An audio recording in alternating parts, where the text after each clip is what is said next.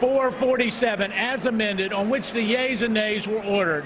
The clerk will report the title of the resolution. House Resolution 447, resolution supporting the democratic and European aspirations of the people of Ukraine and their right to choose their own future, free of intimidation and fear. The question is, will the House suspend the rules and agree to the resolution as amended? Members will record their votes by electronic device. This is a 5-minute vote.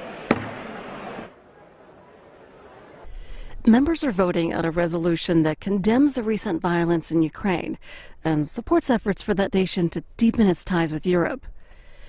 In addition to our live coverage of the House and Senate tomorrow, we'll have a couple of events from French President Francois Hollande's visit to Washington, starting with his arrival at the White House tomorrow morning, live at 9 Eastern on C-SPAN 3. And in the evening at 6:30 Eastern, on the state dinner for President Hollande. That's live on C-SPAN 2 tomorrow with your calls and comments at hashtag C-SPAN chat and at facebook.com/C-SPAN. And tomorrow is Janet Yellen's first appearance on Capitol Hill as chairman of the Federal Reserve. The San Jose Mercury News has the story. Don't expect many direct answers when Yellen addresses a House Financial Services Committee hearing. Her replies will mostly boil down to a single overarching point. The Fed will keep all of its options open depending on how the economy evolves. Even so, anticipation of Yellen's testimony is running high, given concerns about the economy and the job market, turmoil in global markets, and uncertainty about her direction at the Fed.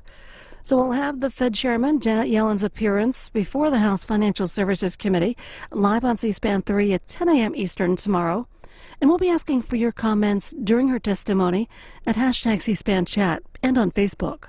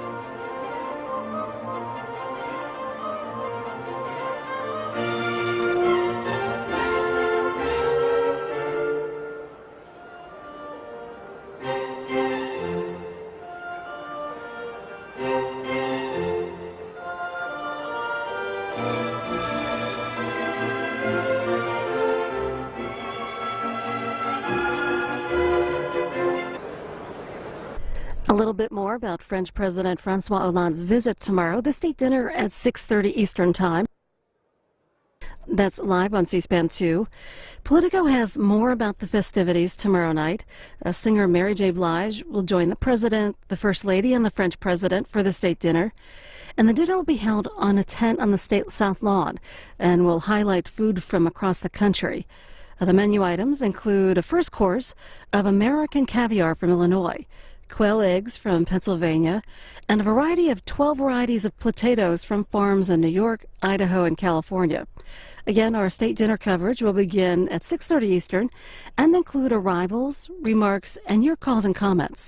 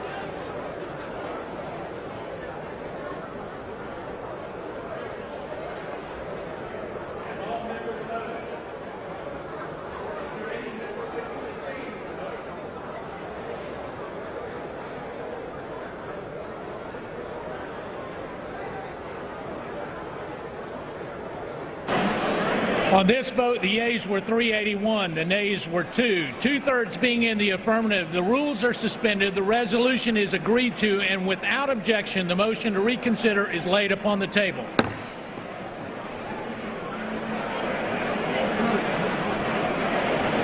Pursuant to Clause 8 of Rule 20, the unfinished business is on the question on agreeing to the Speaker's approval of the Journal, which the Chair will put de novo. The question is on agreeing to the Speaker's approval of the Journal. Those in favor say aye. Those opposed, no. In the opinion of the chairs, the ayes have it, and the Journal stands approved. The Mr. Speaker, gentlewoman from Missouri is recognized. I ask for a recorded vote. A recorded vote is requested. Those favoring a recorded vote will rise. A sufficient number having risen, a recorded vote is ordered. Members will record their vote by electronic device. This is a 5-minute vote. This is the last vote of the day on approving the record of the previous day's proceedings. Want to give you an update on a story we've been covering.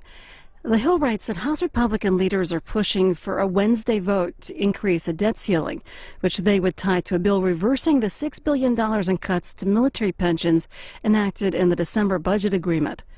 Speaker John Boehner presented the plan to members this evening in a closed-door meeting in the Capitol, arguing that the House must send the Senate its own debt limit plan to avoid having to accept a version with more government spending closer to the February 27 deadline.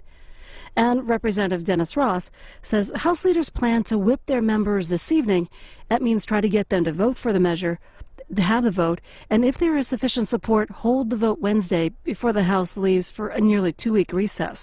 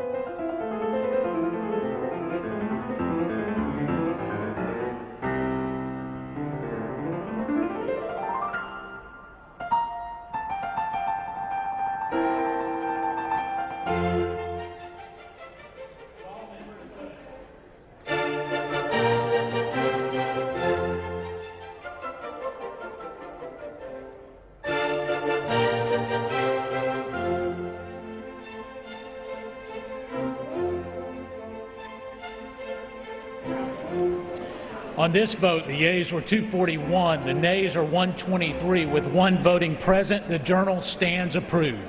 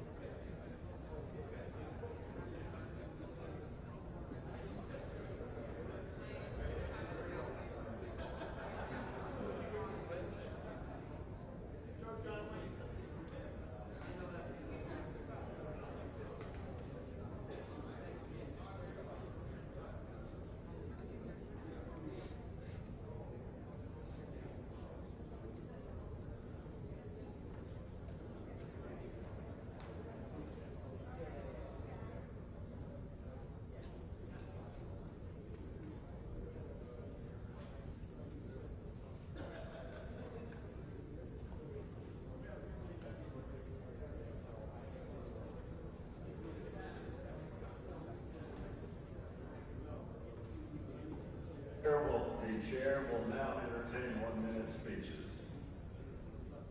For what purpose does the gentleman from Pennsylvania rise? Address the House for 1 minute, revise and extend. Without objection, the gentleman is recognized for 1 minute. Mr. Speaker, I rise to recognize Gareth Preble, a 6th grade student from Mount Nittany Middle School in State College, Pennsylvania. Gareth has hopes of connecting what he refers to, and rightfully so, as the divide between the physically disabled and the rest of the population. Young Gareth took a giant step towards this goal last month when he entered the Martin Luther King Commemorative Student Showcase Essay Contest. The contest, sponsored by the Pennsylvania State University, is titled Reflect on Yesterday, Experience Today, Transform Tomorrow.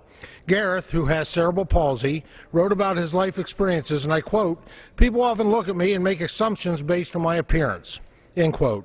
Gareth's essay evokes Dr. King's powerful message for all people in this country to be treated with respect and dignity. Mr. Speaker, Gareth went on to win this competition, and I rise to congratulate him for his work and for having the strength and courage to share his story. In doing so, he is a role model for each and every one of us and how we too can transform the future. And I yield back. For what purpose does the gentleman from Arizona rise? Mr. Speaker, to address the House, unanimous consent to address the House for 1 minute. Without objection, the gentleman is recognized for 1 minute. Thank you, Mr. Speaker. I rise today to salute the Tucson Gem and Mineral Society, which next week will host the 60th annual Tucson Gem and Mineral Show.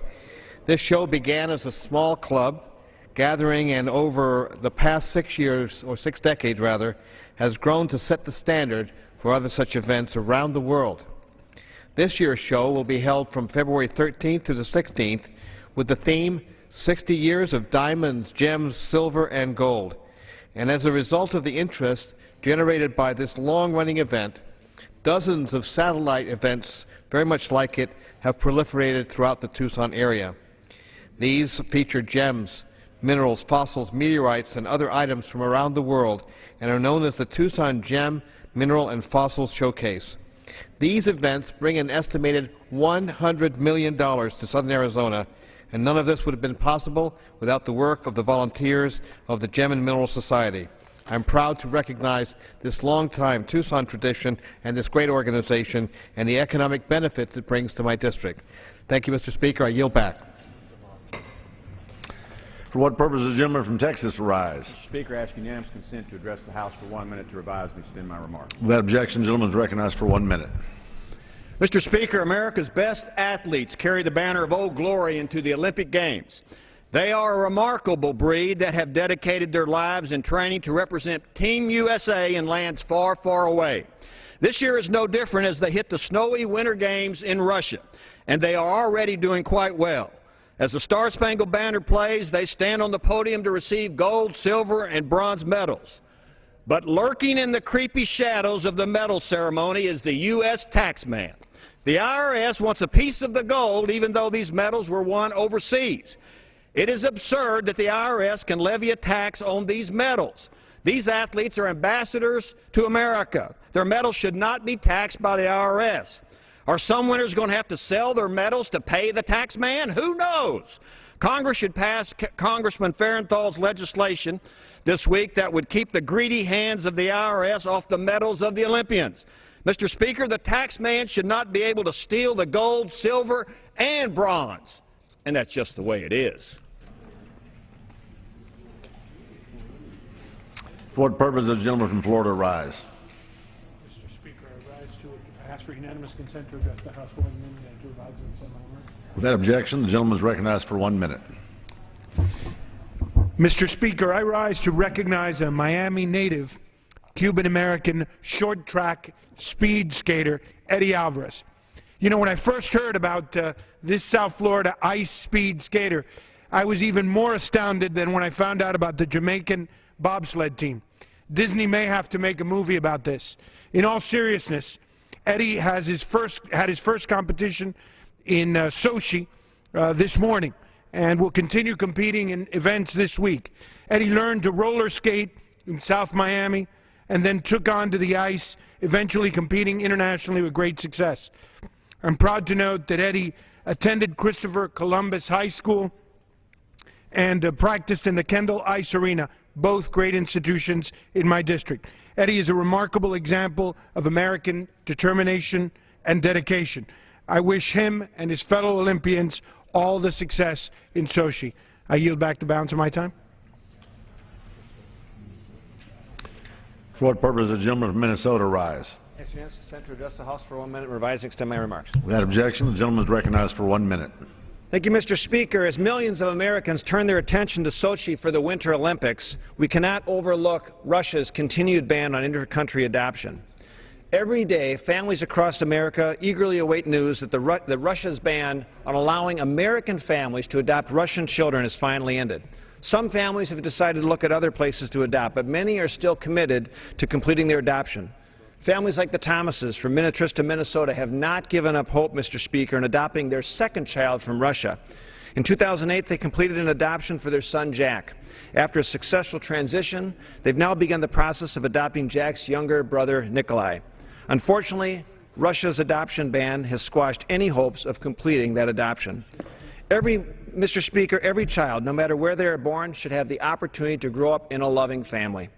I urge my colleagues to continue fighting to end the Russian adoption ban and let our families bring home their children, and I yield back. For what purpose does the gentlelady from Ohio rise?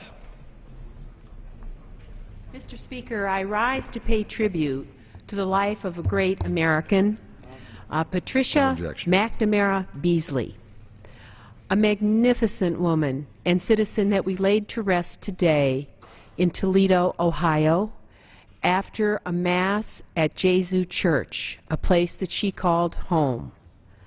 Pat Beasley was an extraordinary human being. The minute you met her, you felt a member of her family. She was an artist of family, a dedicated wife, mother, grandmother, great-grandmother, and an artist in her own right. Her paintings abound, not just in her home, but throughout our country and certainly in her home community. Her son, Michael, a personal friend, her daughters, her children, her grandchildren, her great-grandchildren, and her wonderful husband, Ben. Just know that our entire community stands with you. We know what a builder of family and community Pat was.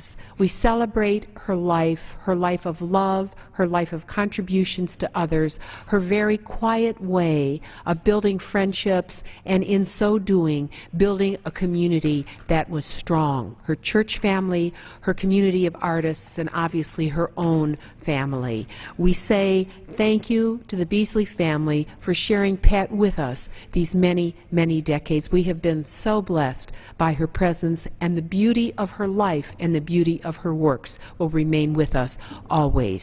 May she rest in peace, and may God give comfort to those who remain behind to carry forward her legacy. Mr. Speaker, I yield back my remaining time.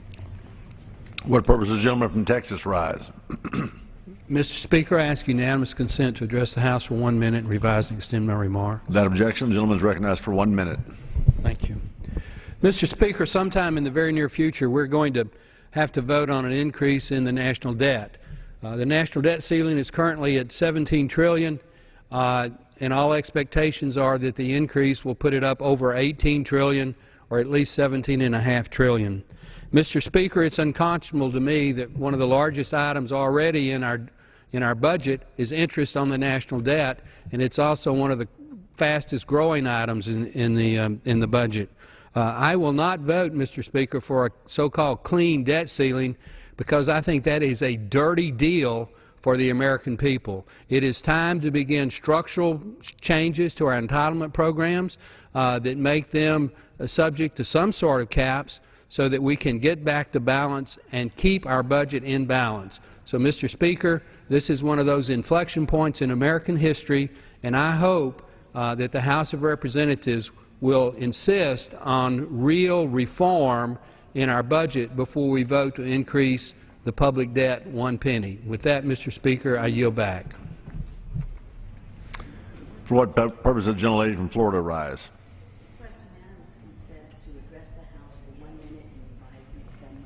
Without objection, the gentlelady from Florida is recognized for 1 minute. Thank you so much, Mr. Speaker. And I'm so pleased tonight to rise to congratulate a Miami teacher who is going above and beyond for our South Florida students. Myrna Betancourt, a culinary arts teacher at the South-Dade Education Center, is Miami-Dade County's 2015 Teacher of the Year. Working out of her kitchen in the Chapman Partnership Homeless Center in Homestead, Myrna is giving hundreds, thousands of often disadvantaged, special needs, or homeless Miami students a second chance at life.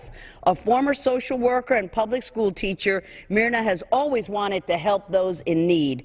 Thanks to her hard work, Myrna's chefs are learning to cook gourmet foods, are finding jobs in good restaurants, and are receiving scholarships at the finest culinary schools in our country.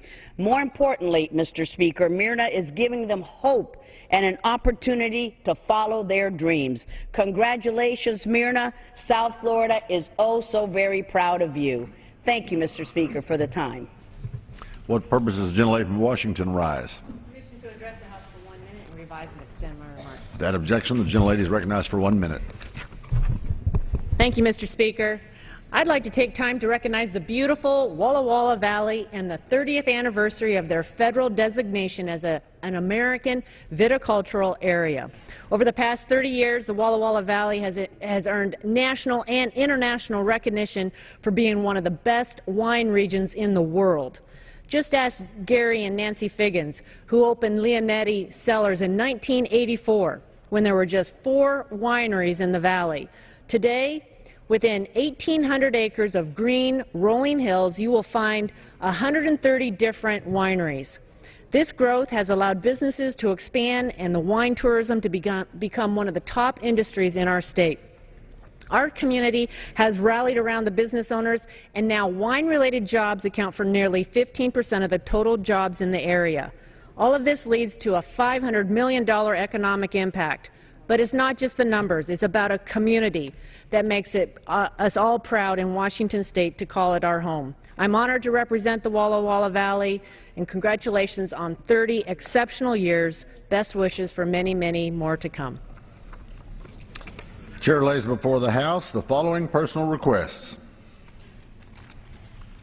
Leaves of absence requested for Mr. Adderholt of Alabama for today and the balance of the week, Mr. Braley of Iowa for today, Mr. Danny K. Davis of Illinois for today, Mr. DeFazio of Oregon for today, Ms. Sheila Jackson Lee of Texas for today, Ms. Matsui of California for today, Mrs. Nome of South Dakota for today, and Mr. Pastor of Arizona for today and the balance of the week.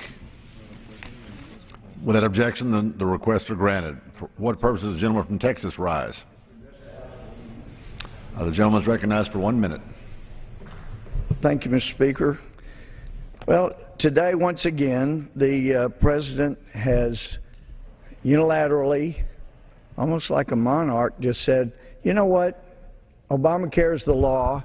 And yes, he didn't say this, but the fact is, Harry Reid, the senators, were willing to shut down the government instead of just passing a bill that would have suspended Obamacare for a year, or at least suspend the mandates. And he did it again today, so it makes it very clear the shutdown of our government that hurt so many people was clearly a political game by Harry Reid and the Senate Democrats, because they wanted America to hurt, blame the Republicans, when all along they were willing to agree to what we offered to avoid the shutdown. Shame on you. I yield back. Under the Speaker's announced policy of January 3rd, 2013, the gentleman from Iowa, Mr. King, is recognized for 60 minutes as a designee of the Majority Leader.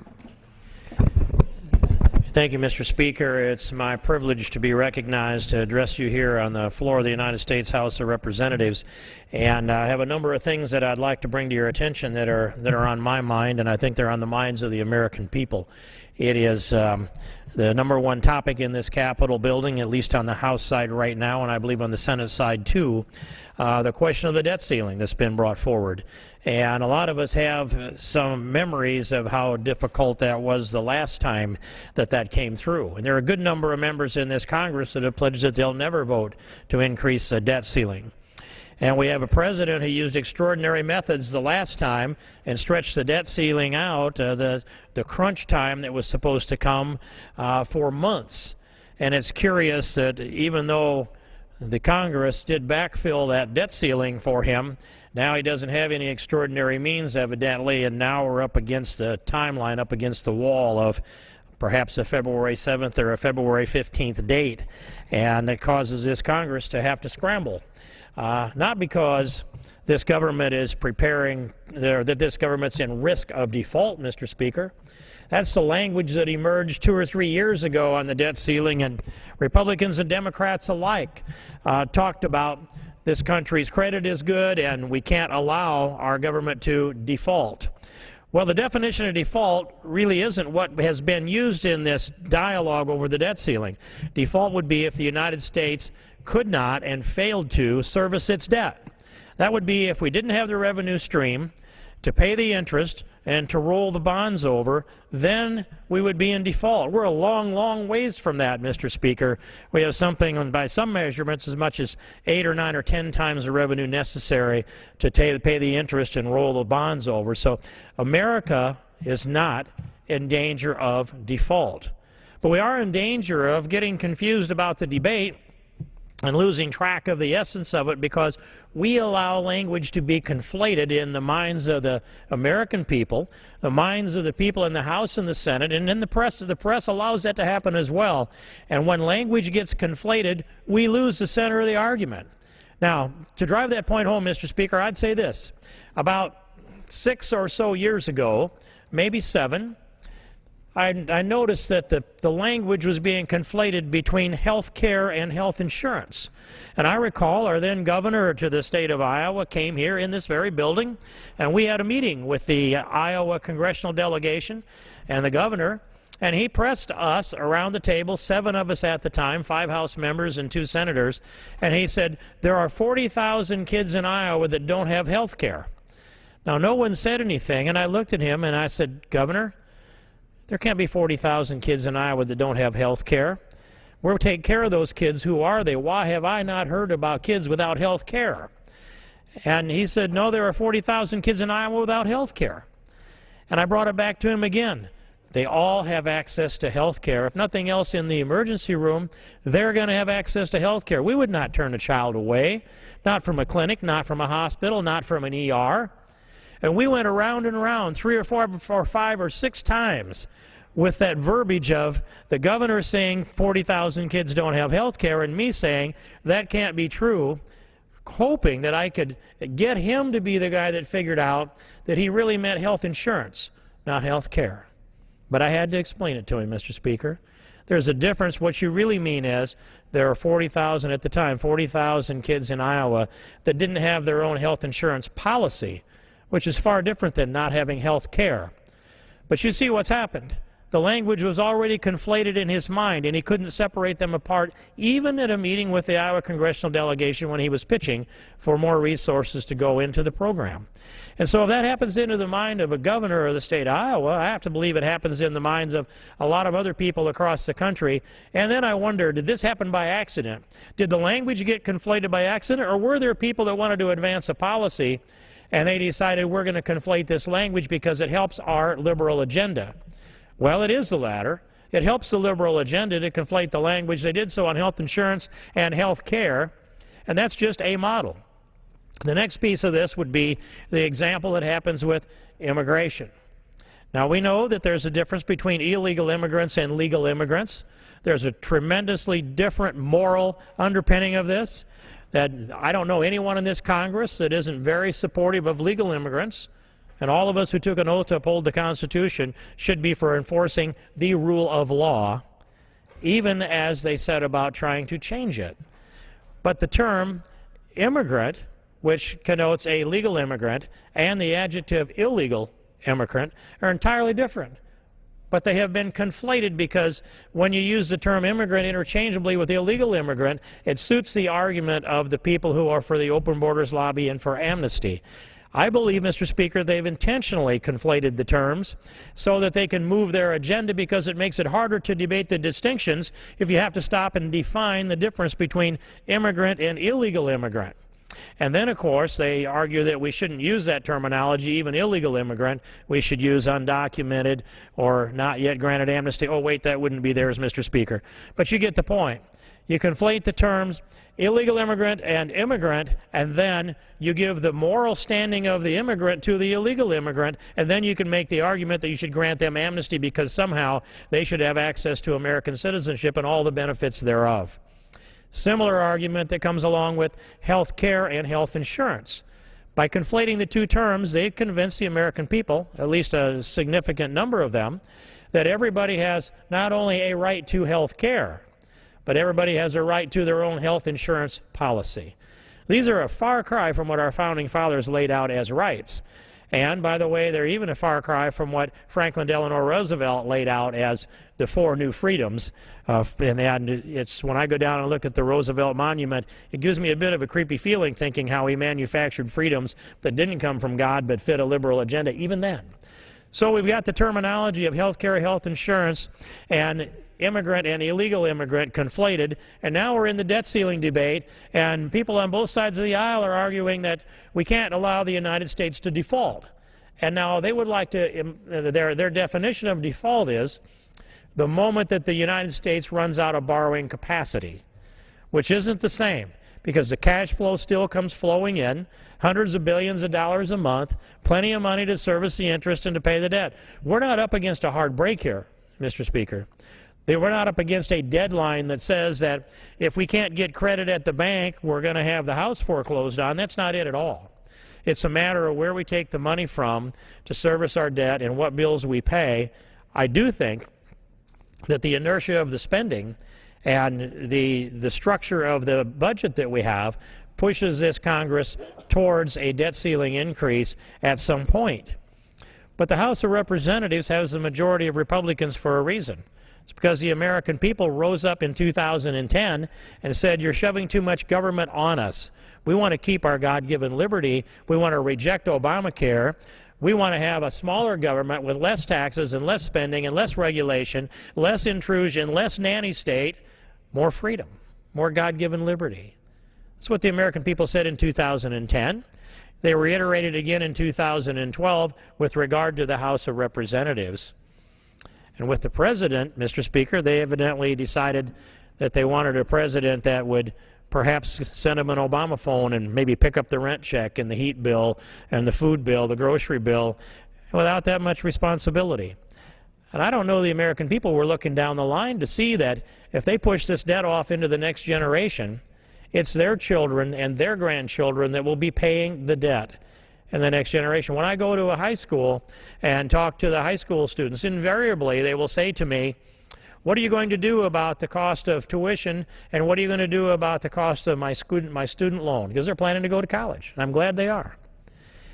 And now the answer to that is, and this is the answer I give them, the best thing that can be done for the cost of the increasing cost of tuition is for you, the consumer, to make an astute choice on where you'll go to school and what the best education you can get for the tuition dollar. Calculate that. Go visit the schools. Don't think that you're going to pay a premium because you want a certain kind of sheepskin hanging in a frame on the wall someday and believe that you can put your feet on the desk and live happily ever after. The world doesn't work that way, not that often in any case, Mr. Speaker.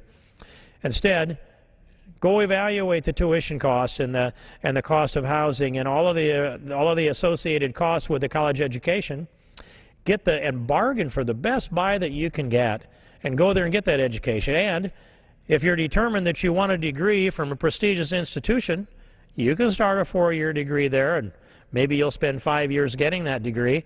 Or you could go to a smaller institution that's maybe closer to home and a little cheaper, get a couple years in, maybe a 3rd year in, transfer to that 4-year school. You can achieve that degree and put it in the frame with less dollars and maybe get more back in return for the tuition dollar.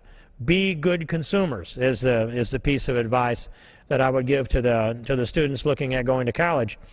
And now, that's one of the educational components of where we're going with this country. But the debt that's there for an individual is the debt of the countries in its aggregate.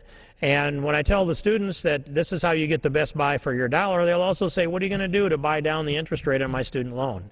And my answer to that is, if we do that, we have to borrow the money here in Congress from maybe the Chinese, maybe the Saudis, maybe the American people. About half of this U.S. debt, this $17.3 trillion, is held in the hands of the American people in the form of treasury bonds, etc.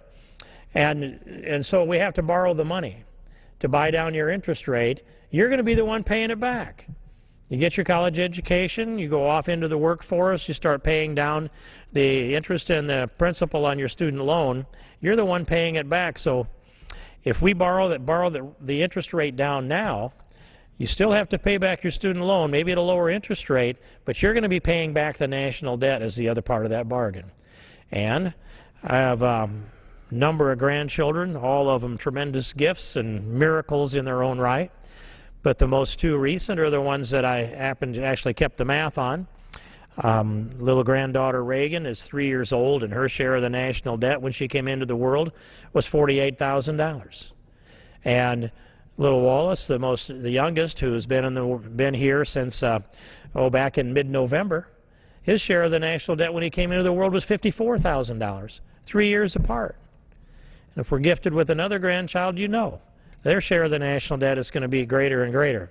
This Congress needs to understand and think about our duty to the succeeding generations. Maybe it's an easy enough thing to pass a debt ceiling increase here to pacify a president who refuses to take on entitlement reform. We all know that this debt is out of control, the spending is out of control, the spending is on autopilot, and the spending is going into programs like Medicaid and Medicare and Social Security. By the way, the latter of the three is the one that's the easiest to fix, and if we could get our employment up, we could get Social Security back on track easier than any other way. But the reform of entitlements is a necessary thing if we're ever going to get this country to balance. So the question emerges, what would you attach to me and others, Mr. Speaker, what would you attach to a debt ceiling increase, the debt ceiling increase that would satisfy the President, which apparently would be an entire year of a credit card for an entire year at whatever limit that might be? What would you attach to that to send the message to hang on to something that you can point to and say, I focused on fiscal restraint?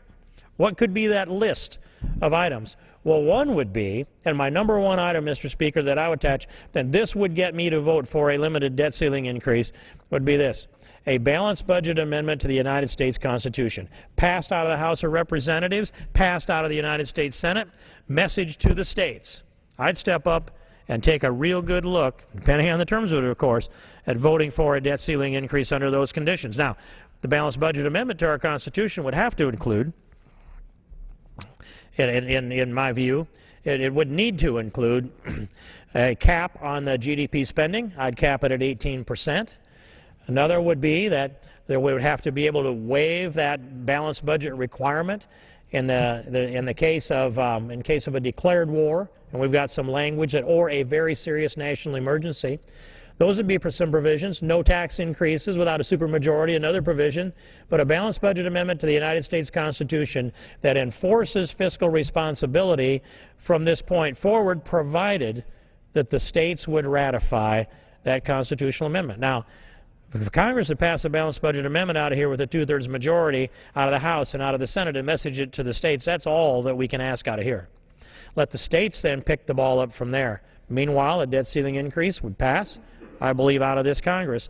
And the 38 states required to ratify a balanced budget amendment, I believe they'd step forward and do that, because after all, they do have balanced budget requirements within their constitutions, almost all of them, a balanced budget requirement, and we see how they live within their means. And I worked in the state Senate in Iowa for 6 years. We made our way to balance the budget sometimes when it was painful, but we knew we had no choice. And therefore, you carve that budget to match. You live within your means. And tax increases come hard. In fact, we've reduced taxes, not increased taxes. Now we have a surplus. But I mentioned the balanced budget amendment to the Constitution as a requirement before we could vote for a debt ceiling increase. I don't know if that appetite exists here in this Congress. I make the point to you, Mr. Speaker, because I think more need to think about the merits of a balanced budget amendment to the Constitution. Another component that we could attach to a debt ceiling increase would be a requirement to audit the Fed. Now, that's something that has had a a lot of signatures on it here in the House of Representatives. When Ron Paul served here in the House, he pushed that constantly.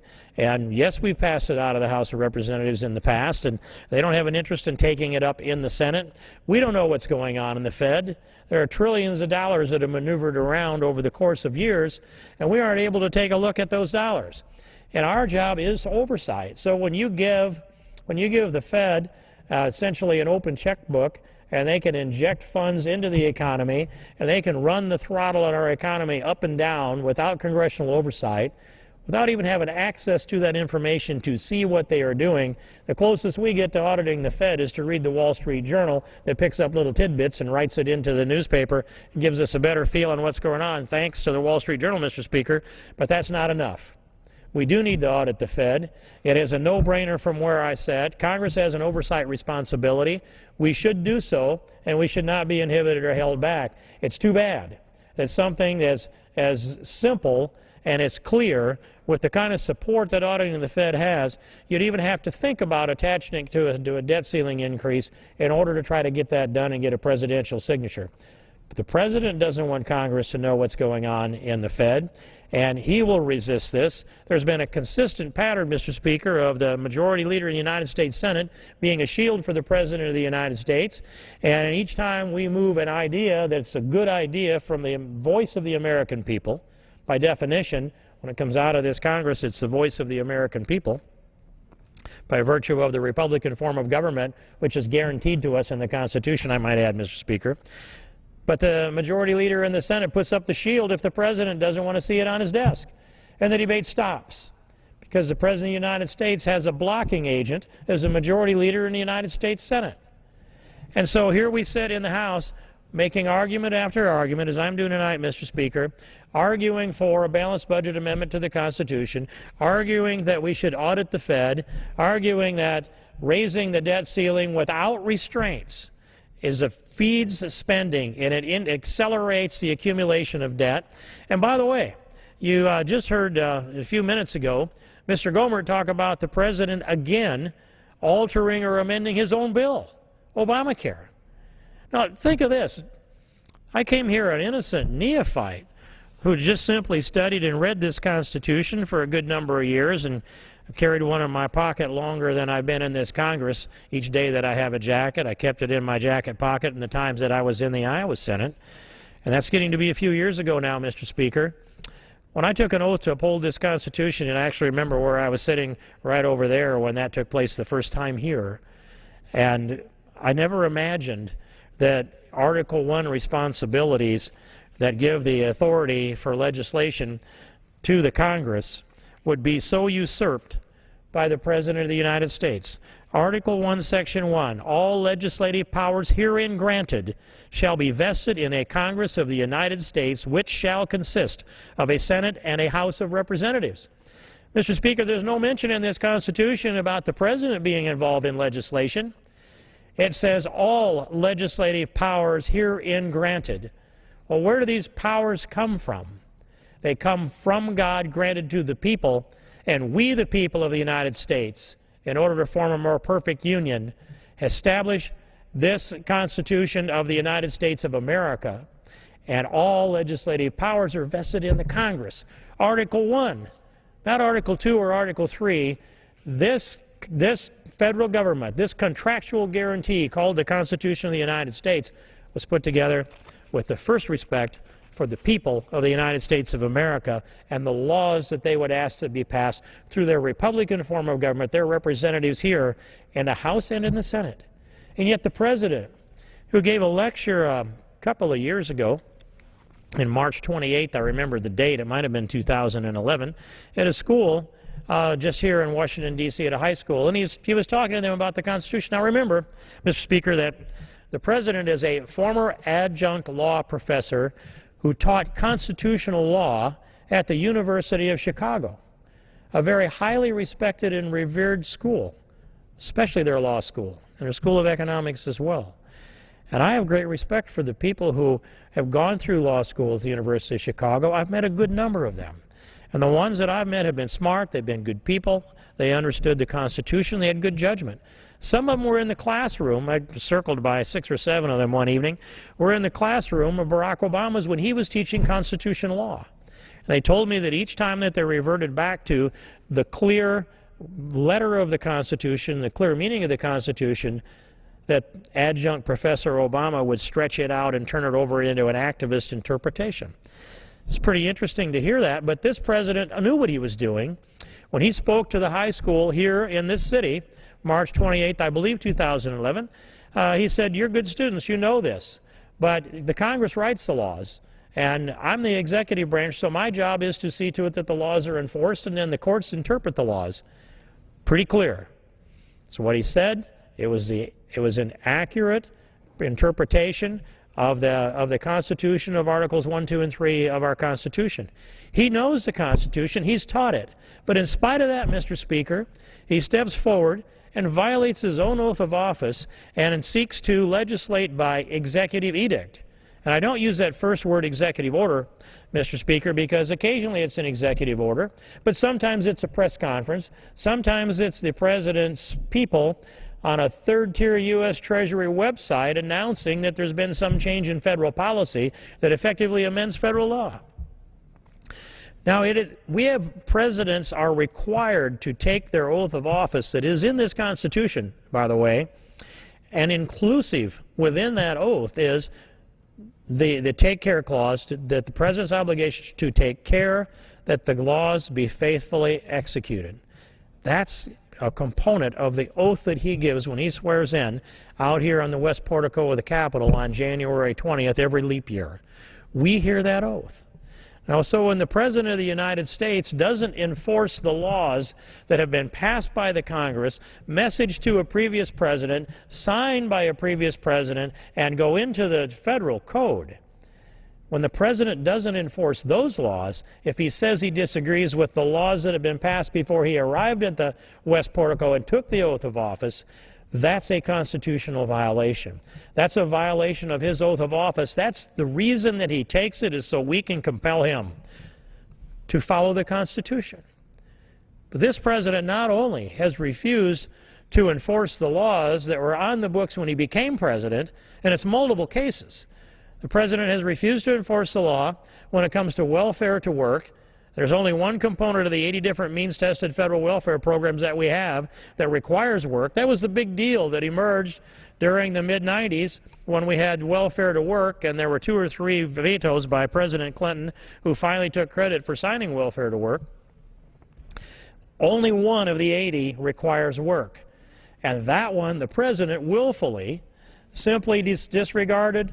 And so he ended welfare to work. After all of the bare-knuckle fights here in this Congress and the vetoes and the presidential positioning and the politics that went into it, President Obama just wiped out welfare to work willy-nilly, even though it was written carefully so that a president couldn't ignore the work component of welfare to work and the temporary assistance to needy families component of welfare. That's one violation. Then we had the President just simply set aside No Child Left Behind.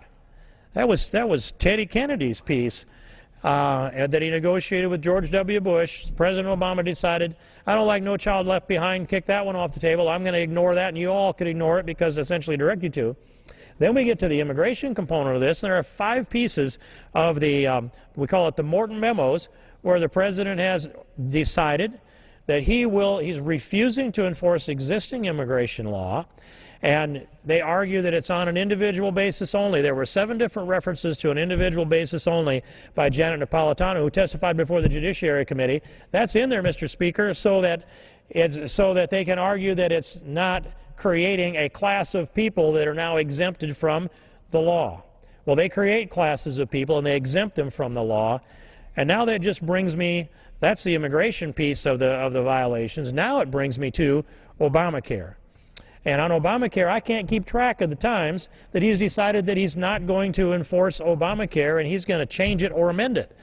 And the list is so full at this point, I don't know if anyone has memorized how many violations, how many changes that have come to the Obamacare law because of the President's executive edicts that come down. But I would lay the foundation of this, Mr. Speaker, in the passages of Obamacare itself and in the Stupak Amendment. And I would like to take that discussion up in a moment. But I see that the chairman of the Rules Committee has arrived, and I'd be happy to suspend for so long as might be required to do the business of this chamber. For what purpose does the gentleman from Texas seek recognition? Mr. Speaker, I send to the desk a privileged report from the Committee on Rules for filing under the rule. The clerk will report the title. Report to accompany House Resolution 475, resolution providing for consideration of the bill H.R. 3193 to amend the Consumer Financial Protection Act of 2010 to strengthen the review of the Financial Stability Oversight Council of Regulations issued by the Bureau of Consumer Financial Protection and for other purposes, providing for proceedings during the period from February 13, 2014 through February 24, 2014 and for other purposes. Refer to the House calendar and ordered printed. All members are reminded to refrain from engaging in personalities toward the President. The gentleman from Iowa may resume. Thank you, Mr. Speaker. I'm slightly mystified by that, but in any case, I'll try to be aware of that comment. And take us back to Obamacare.